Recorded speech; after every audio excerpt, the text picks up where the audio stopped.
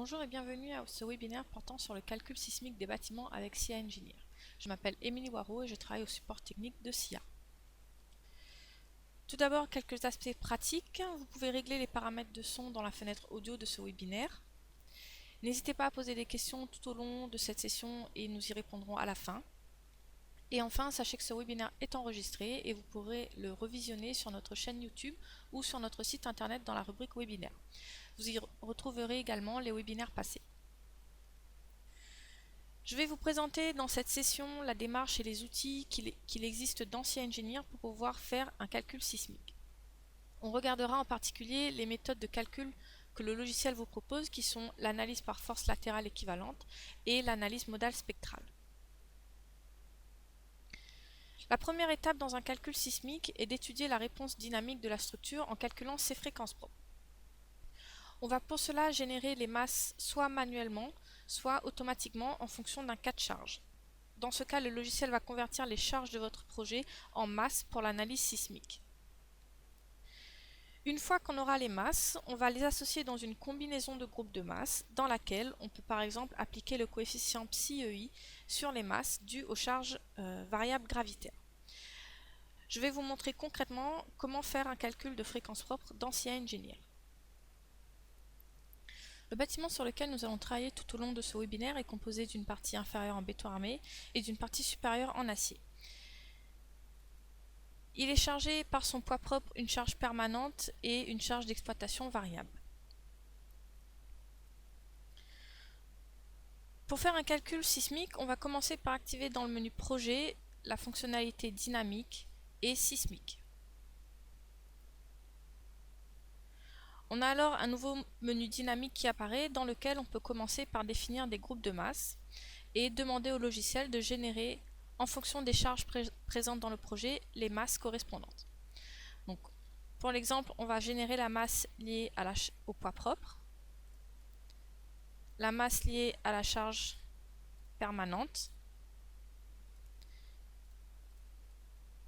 et la masse liée à la charge variable. Dans le menu masse, on peut visualiser l'ensemble des masses que le logiciel a générées et on peut éventuellement venir rajouter manuellement des masses avec les options que vous avez ici.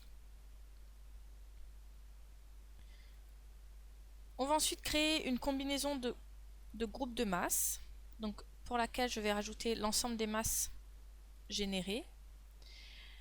Et on peut rajouter un coefficient donc sur les masses liées aux charges variables, donc par exemple 0,15.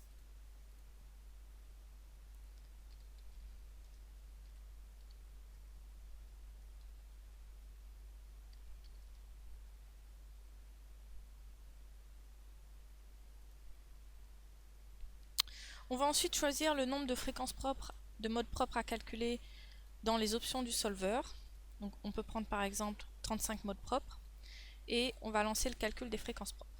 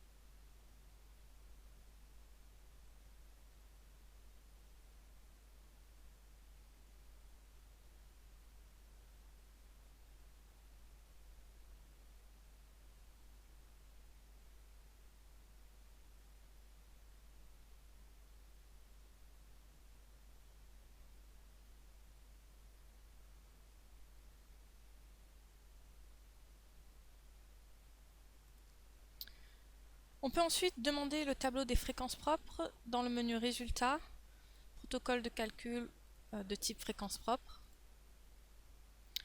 On a ici la masse totale prise en compte pour l'analyse dynamique et le tableau des facteurs modaux de participation dans lequel nous retrouvons pour chacun des modes calculés la valeur de la période et de la fréquence de ce mode, ainsi que les proportions de masse mobilisée en translation en X et en Y, et éventuellement les modes en torsion avec la dernière colonne. On peut donc identifier dans ce tableau les modes principaux du bâtiment pour chacune des directions. Donc par exemple ici, le mode numéro 1 est le mode prépondérant pour la direction X, et le mode numéro 2 est le mode prépondérant pour la direction Y. La dernière ligne de ce tableau donne le pourcentage de masse totale mobilisée selon la direction, donc c'est-à-dire environ 70% pour les directions X et Y. On peut aussi regarder les déformées modales de la structure.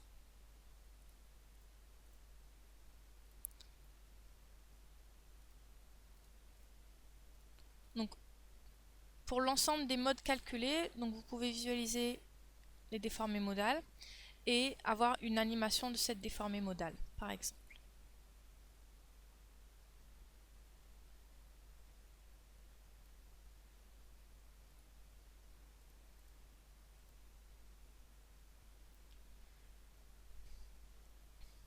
Le calcul des fréquences propres est donc la base de toute analyse sismique. Je vais maintenant vous présenter les deux méthodes d'analyse sismique qui sont d'Ancien Engineer, en commençant par l'analyse par force latérale équivalente.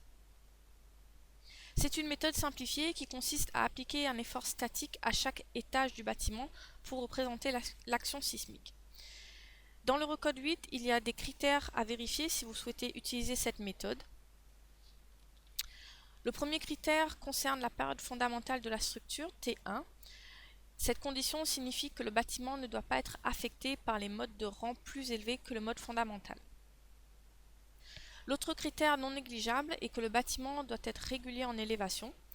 Il y a dans l'article mentionné ici de l'Eurocode un certain nombre de conditions qui vous permettent de déterminer si votre bâtiment est régulier en élévation ou non.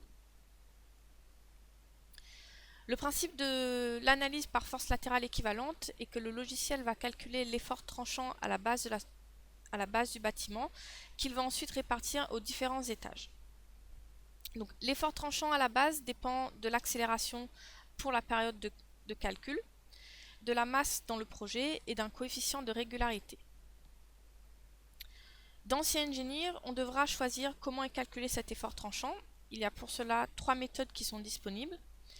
La première en utilisant l'accélération maximale du spectre de réponse. La deuxième en prenant l'accélération correspondant à une période fondamentale que vous introduisez manuellement. Et enfin, la dernière option est de prendre l'accélération d'un des modes propres que le logiciel a déjà calculé.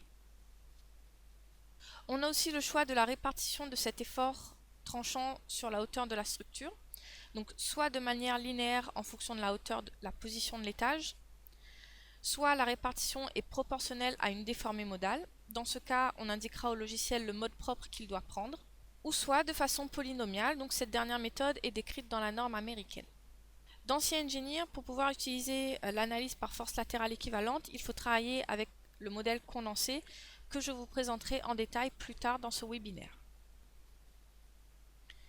Pour mettre en place le calcul par force latérale équivalente d'Ancien Engineer, on définit d'abord le spectre sismique que le logiciel utilisera pour avoir l'accélération pour le calcul de l'effort tranchant à la base. Donc, dans la bibliothèque des charges, vous avez les spectres sismiques. Donc, on peut insérer un spectre manuellement ou prendre les spectres de la norme par exemple.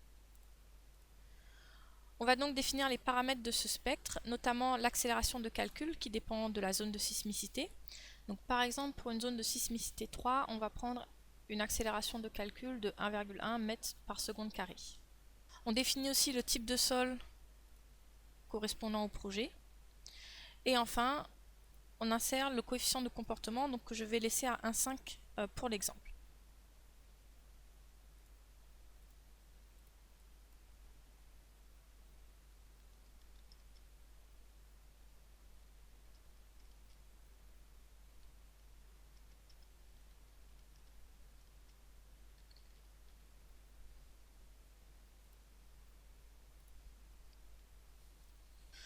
On va ensuite définir les charges sismiques. Donc, Pour la direction X, donc, nous allons cocher la direction correspondante et lui attribuer le spectre de réponse que l'on vient de définir. On va ensuite activer dans les options du cas de charge sismique la méthode par force latérale équivalente. Et on va commencer par choisir la méthode de distribution de l'effort tranchant sur la structure. Je vais d'abord prendre la distribution linéaire. Et on a ensuite le choix de la méthode pour le calcul de l'effort tranchant à la base du bâtiment. On peut par exemple prendre celle pour laquelle on introduit manuellement la période fondamentale de la structure. Et donc pour la direction X, on avait vu que le mode principal avait une période de 0,51 secondes par exemple. Donc, simplement pour vous montrer le principe des autres méthodes, je vais copier ce cas de charge sismique et je vais modifier la méthode de calcul par force latérale équivalente. La deuxième méthode donc, est la distribution proportionnelle à une déformée modale. Et je vais aussi demander au logiciel de calculer l'effort directement en prenant la période du mode fondamental que je lui précise. Pour la direction X, c'était le mode numéro 1. Et enfin, on peut utiliser la méthode américaine de distribution polynomiale des accélérations et choisir de calculer l'effort à partir de l'accélération maximale du spectre de réponse.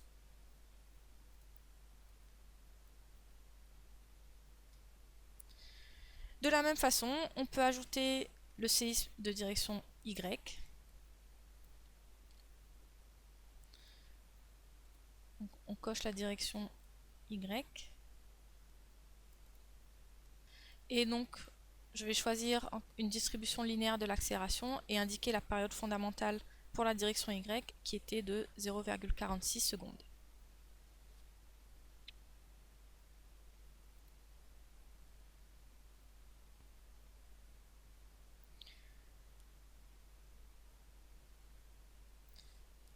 On a donc vu la première méthode d'analyse sismique d'Ancien Engineer. On va maintenant aborder la méthode que le logiciel utilise par défaut, qui est l'analyse modale spectrale. On peut utiliser cette méthode pour les bâtiments qui ne satisfont pas, par exemple, les critères que je vous ai présentés précédemment. Pour pouvoir appliquer l'analyse modale spectrale, on doit quand même s'assurer de certains prérequis qui sont listés ici. Notamment, il faut mobiliser au moins 90% de la masse totale du projet. Et il faut prendre en compte tous les modes dont la masse modale effective est supérieure ou égale à 5% de la masse totale. Ces conditions permettent de ne pas sous-estimer les efforts sismiques dans le bâtiment. Le premier point est celui qui pose le plus souvent problème. Dans CEngineer, donc, il y a des outils qui vous permettent d'atteindre plus simplement 90% de la masse totale effective, de la masse totale mobilisée. Et je vais donc vous présenter ces différentes options, en commençant par les modificateurs de propriété. Les modificateurs de propriété permettent d'altérer le comportement de certains éléments du projet. En statique, ils peuvent être utilisés pour modifier par exemple le poids propre de certains éléments. En sismique, ces modificateurs de propriété vont vous permettre de faire deux choses. Modifier la rigidité des éléments, par exemple pour prendre en compte la fissuration du béton ou de la maçonnerie. Notez que cela influencera évidemment les fréquences propres de la structure. Et les modificateurs de propriété vous permettent aussi de supprimer la masse apportée par certains éléments. On pourra alors ne pas tenir compte de ce qu'on appelle les masses immobiles et améliorer le pourcentage de la masse modale participante. Les masses immobiles sont par exemple des éléments très rigides ou les éléments qui sont situés au niveau du sol, comme les radiers. Un autre outil qui permet d'améliorer facilement le pourcentage de masse totale mobilisée est le modèle condensé. Souvent, dans une analyse 3D, on voit apparaître des modes de vibration locaux liés à certains éléments particuliers du bâtiment. C'est par exemple la vibration d'une dalle seule ou d'une panne, comme on peut le voir sur ces images.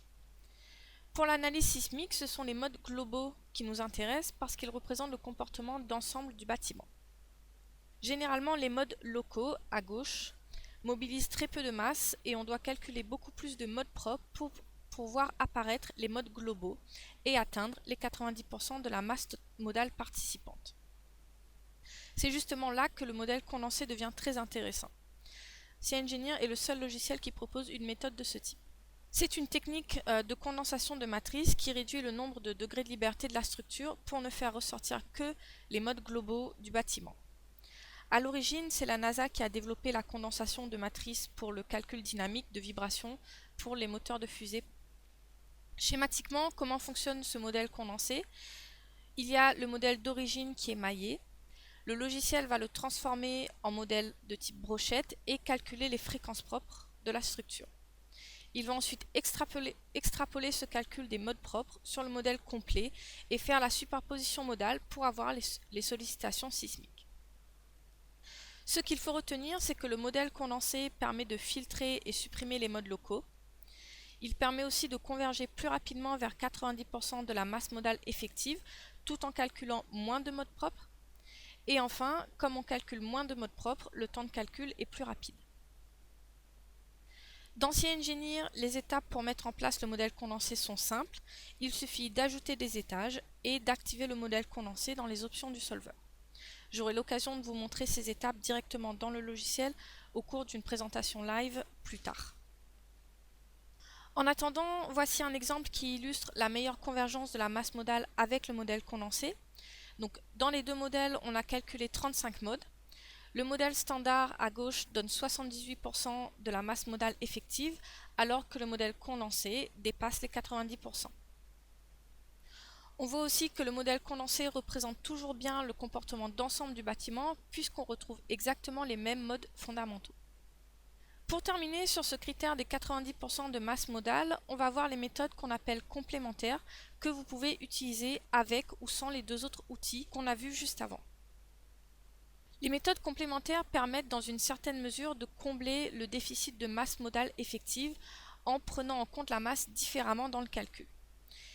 Il y a trois façons de prendre la masse dans le calcul.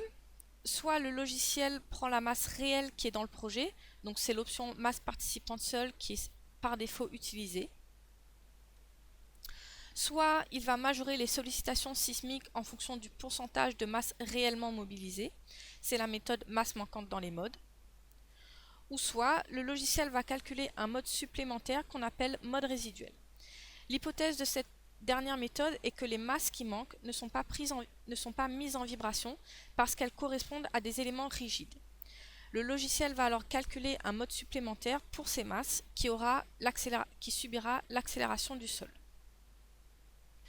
On peut par exemple comparer les résultats de cisaillement dans un voile en fonction de la méthode choisie. Les deux méthodes complémentaires, donc masse manquante dans les modes et mode résiduel, majorent tous les deux les efforts sismiques, comme vous pouvez le voir ici. En particulier, la méthode masse manquante dans les modes au centre donne des résultats très défavorables. On va dans la suite voir une particularité de l'analyse modale spectrale qui est la superposition modale et les résultats signés. La réponse finale d'une structure à une charge sismique est une superposition de la réponse de chacun des modes calculés par des formules que vous pouvez lire ici. À cause de cette superposition modale, on perd la concomitance des signes et des efforts pour les charges sismiques. On a cependant la possibilité de retrouver une concomitance de signes avec les résultats signés. Le principe est que le logiciel va prendre l'intensité de l'effort sismique global, c'est-à-dire celle qui résulte de la superposition modale, et il va lui attribuer le signe du mode prédominant. Dans CEngineer, il faut lui indiquer donc quel est le mode prépondérant en fonction de la direction du séisme. Les résultats signés servent parfois pour calculer des efforts résultants ou si vous souhaitez avoir les résultats pour la charge sismique seule. Ici, par exemple, les résultats signés montrent le soulèvement d'une partie des appuis pour le séisme de direction Y. Enfin, pour terminer sur les particularités de l'analyse modale spectrale, regardons les résultats de déplacement. Les déplacements sous charge sismique doivent être remultipliés par le coefficient de comportement Q que vous avez inséré dans le spectre de réponse. Si vous faites un calcul purement élastique avec Q égale 1, les déplacements que le logiciel donne sont les déplacements définitifs, c'est-à-dire que vous n'avez rien besoin de faire de plus. Dans les autres cas, il faudra réadapter la valeur de déplacement, soit en ajoutant un coefficient de correction au niveau des combinaisons, C'est la méthode qu'on va privilégier dans la présentation que je vous ferai ensuite, soit en créant des cas de charge sismiques distincts pour le calcul des efforts et pour le calcul des déplacements. Une fois que vous avez choisi la méthode de calcul sismique, donc vous pouvez définir l'excentricité accidentelle dans le modèle. Dans un calcul sismique, on va prendre en compte deux types d'excentricité. L'excentricité structurelle qui représente le fait que le centre de gravité du bâtiment et son centre de masse sont différents. Dans un modèle 3D, cette excentricité est automatiquement prise en compte. Et l'autre excentricité est celle de la torsion accidentelle. Dans CEngineer, le logiciel va ajouter un moment de torsion à chaque étage du bâtiment. Pour faire ça, il va calculer une force d'étage Fj qu'il multiplie par l'excentricité EA, donnée dans la norme, pour avoir ce moment de torsion à chaque étage. Vous avez le choix entre trois méthodes pour le calcul de la force d'étage. Une méthode simplifiée qui prend les forces sismiques totales à la base du bâtiment et qui la répartit linéairement à chaque étage. On peut aussi choisir une répartition proportionnelle à une déformée modale. Ces deux méthodes sont similaires à celles pour l'analyse par force latérale équivalente qu'on a vue au début de ce webinaire. La troisième méthode est différente des deux autres dans le sens où elle calcule directement la force d'étage à partir de la masse et de l'accélération à cet étage. La dernière méthode donne des valeurs plus sécuritaires et est intéressante dans le cas où les modes d'ordre supérieur sont importants. Pour terminer, concernant la mise en place du calcul sismique, on peut demander au logiciel de générer automatiquement les combinaisons de Newmark, donc comme indiqué ici.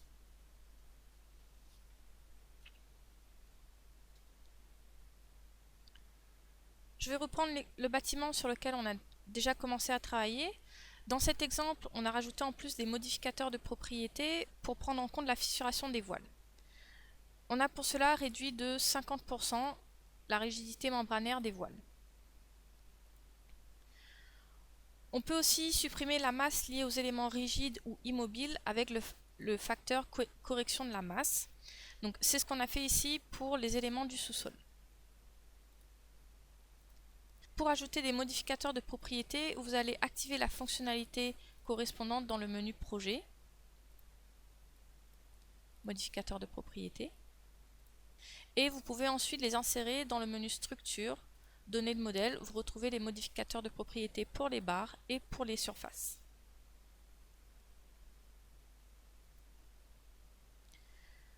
La première chose qu'on va faire dans ce modèle, c'est de contrôler la masse modale effective dans le menu Résultats, donc avec le tableau des facteurs modales de participation. Donc on voit que pour 35 modes calculés, actuellement on mobilise 70% de la masse dans la direction X et Y.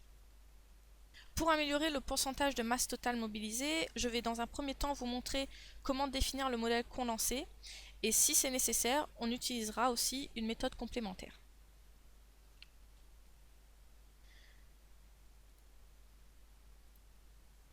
Pour le modèle condensé, on va commencer par ajouter des étages dans le menu Griller étages. On va donner le niveau bas du bâtiment, la hauteur des étages et le nombre d'étages, donc si ce sont des étages réguliers. On va ensuite attribuer les éléments aux différents étages. Donc pour cela, je vais sélectionner l'ensemble des étages. Vous avez dans la fenêtre des propriétés des étages les paramètres pour définir comment le logiciel doit attribuer les éléments aux étages. Et vous pouvez ensuite cliquer sur Attribution automatique. On peut vérifier les éléments qui appartiennent à un étage, donc en sélectionnant cet étage et en cliquant sur Définir l'attribution. Vous pouvez alors, avec cette option, ajouter manuellement d'autres éléments dans cet étage ou en supprimer, simplement en sélectionnant le ou les éléments. On va ensuite activer le modèle condensé dans les options du solver. Et je vais relancer le calcul des fréquences propres et contrôler à nouveau la masse modale effective.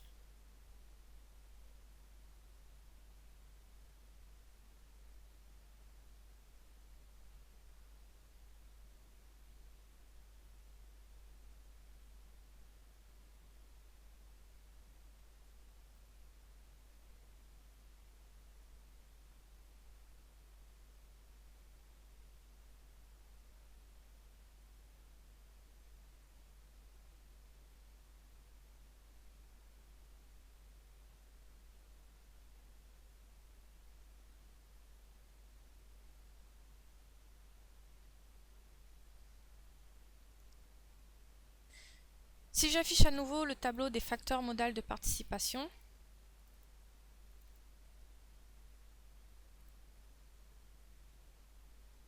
on obtient avec le modèle condensé environ 92% de la masse totale mobilisée. Le modèle condensé est donc suffisant pour ce projet et on n'a pas besoin d'utiliser une méthode complémentaire dans cet exemple.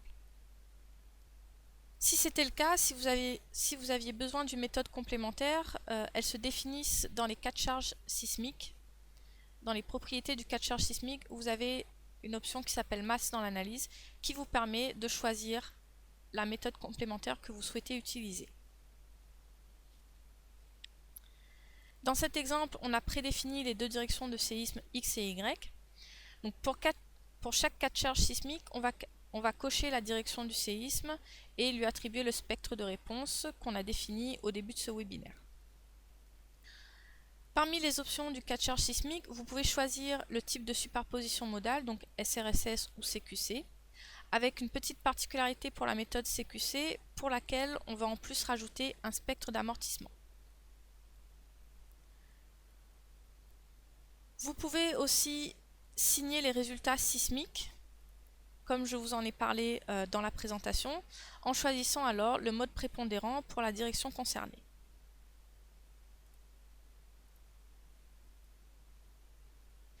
On va aussi ajouter l'excentricité accidentelle en prenant par exemple une distribution linéaire de l'accélération pour le calcul des forces d'étage. Vous avez ensuite donc le paramètre concernant la valeur de l'excentricité, qui est celle définie dans la norme. Remarquez que le logiciel a créé un cas de charge supplémentaire dans lequel il va stocker les effets de la torsion accidentelle qu'on pourra ensuite combiner aux autres charges sismiques. En parlant justement de combinaison, on va attribuer la charge sismique à un nouveau groupe de charges que je vais renommer sismique, qui sera de type donc sismique avec une relation de type ensemble.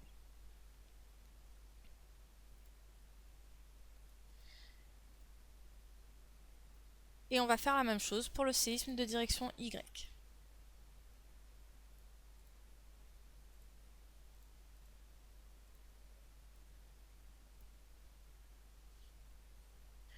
On peut ensuite générer les combinaisons de Newmark, dans laquelle on va ajouter les charges permanentes et variables gravitaires et les charges sismiques avec leur excentricité accidentelle. Et ce sera une combinaison de type EN sismique.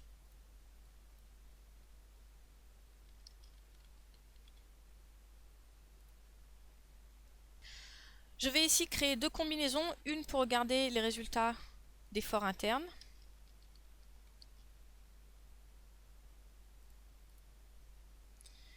et une deuxième pour regarder les résultats de déplacement.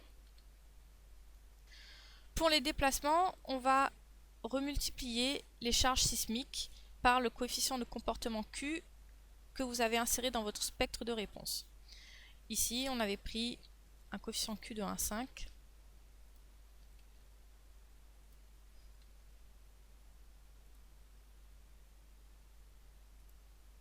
On va à nouveau calculer le projet et on regardera ensuite certains résultats particuliers liés au modèle condensé et à la présence des étages.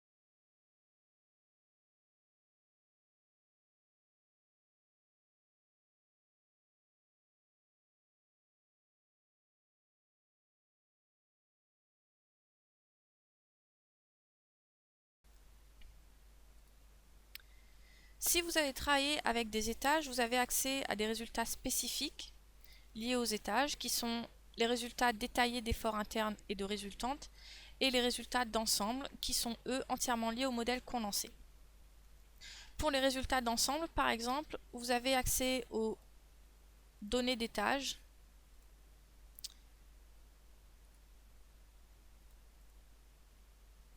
les données d'étage qui donnent la position et la valeur de la masse de chaque étage. Donc c'est ce qu'on voit. On voit ici afficher la valeur de la masse à chaque étage. Et si vous affichez l'aperçu, vous avez pour l'ensemble des étages à nouveau la masse totale liée à l'étage et la position du centre de masse.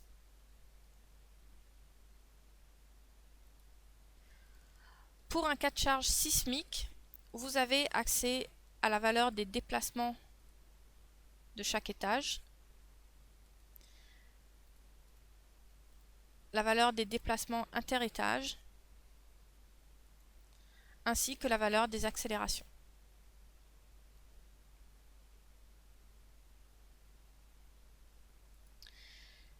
Les résultats détaillés d'efforts sont quant à eux disponibles aussi bien en sismique qu'en statique.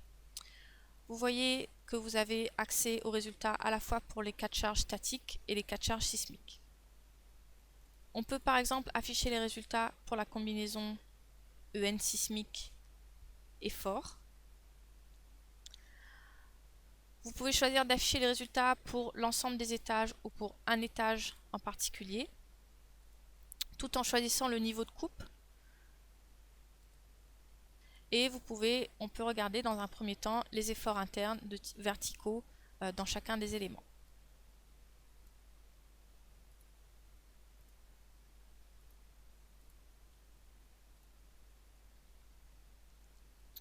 On a donc la possibilité d'avoir en même temps les efforts dans les poteaux et dans les voiles. Les résultats par étage vous permettent d'avoir aussi les efforts résultants dans les voiles. Donc on peut par exemple demander le torseur des efforts.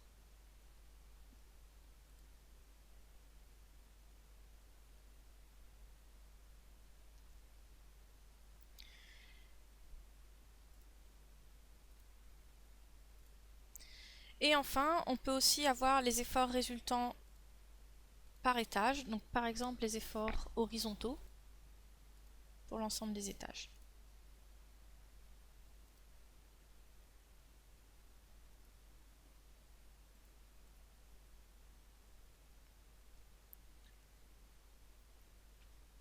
Indépendamment des étages, on peut aussi avoir les résultantes avec l'option coupe dans une surface.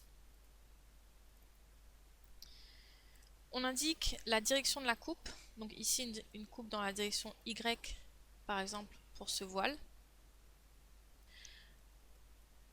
Et on va dessiner la coupe dans la fenêtre graphique.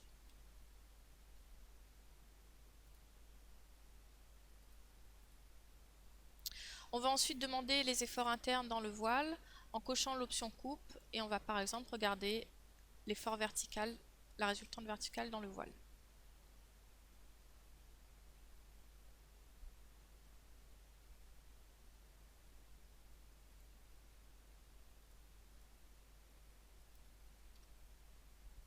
Pour résumer concernant les résultats par étage, ils vous permettent d'avoir les efforts internes dans les éléments porteurs de manière synthétique avec une représentation sur un même dessin des efforts dans les voiles et dans les poteaux. Vous pouvez aussi choisir facilement le niveau de coupe et vous avez accès aux valeurs totales et moyennes par voile ainsi qu'aux torseurs d'efforts résultants. Pour terminer ce webinaire, voici un tableau récapitulatif de la démarche pour un calcul sismique d'Ancien Engineer en fonction de la méthode de calcul que vous choisissez. Il y a d'abord un tronc commun qui concerne principalement le calcul des fréquences propres. Puis selon le type d'analyse, vous devez définir les paramètres spécifiques, comme par exemple le modèle condensé ou les techniques de calcul comme les méthodes complémentaires. Et enfin, vous définissez, quel que soit le type d'analyse, l'excentricité accidentelle et les combinaisons sismiques. Quelques informations concernant les modules nécessaires pour le calcul sismique d'Ancien Engineer. Le calcul par force latérale équivalente est un module vendu séparément. Pour l'analyse modale spectrale, qui est l'analyse utilisée par défaut d'Ancien Engineer, elle est comprise dans les éditions professionnelles et expertes et dans le pack assez avancé. Si vous avez une édition inférieure, vous pouvez toujours rajouter les modules dynamiques. N'hésitez pas à contacter votre représentant commercial si vous avez des questions concernant ces modules. C'est la fin de ce webinaire. Merci pour votre attention. Nous allons maintenant passer à la partie questions-réponses.